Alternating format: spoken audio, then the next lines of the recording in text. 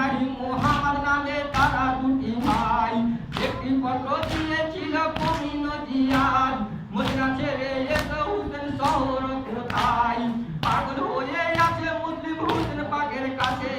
কেমন করে বিদায় দিব শহর মদিনাতে সবার আগে আমি যাব সবার আগে আমি যাব গিয়ে সব খবর নিব গিয়ে সব খবর নিব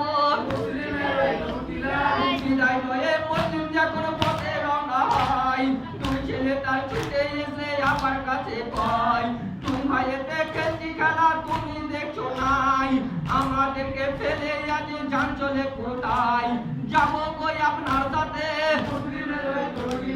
মিল চলেন দুই ভাইকে মিল চলেন দুই ভাইকে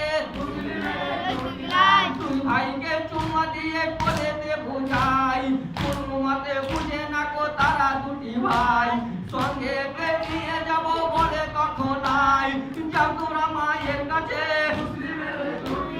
বিদায় না গো তার কাছে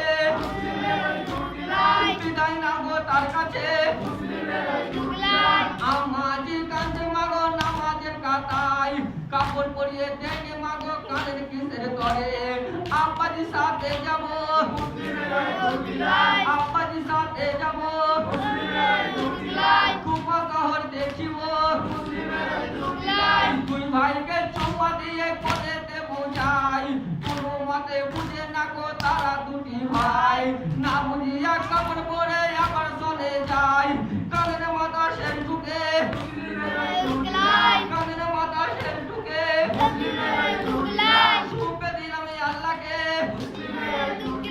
সুপে দিলাম আল্লাহকে না বুঝিয়া কাপড় পরে আবার চলে যায় কুফা শহর পৌঁছাইল মগরবের সময় মগরবের নামাজ পড়িয়া পড়ে তিনজনায় খবর যদি পাইল খবর যদি পাইল জানপাতি উঠে বলে ছুরি পাঁজর হলে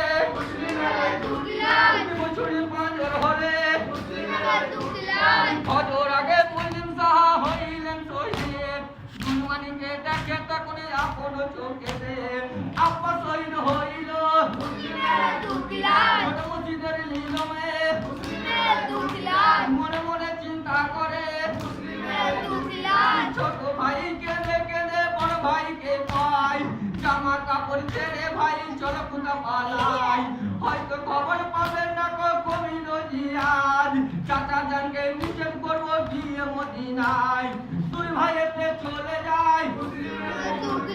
দুই ভাইয়েতে চলে যায় জঙ্গলের ভিতরে হয়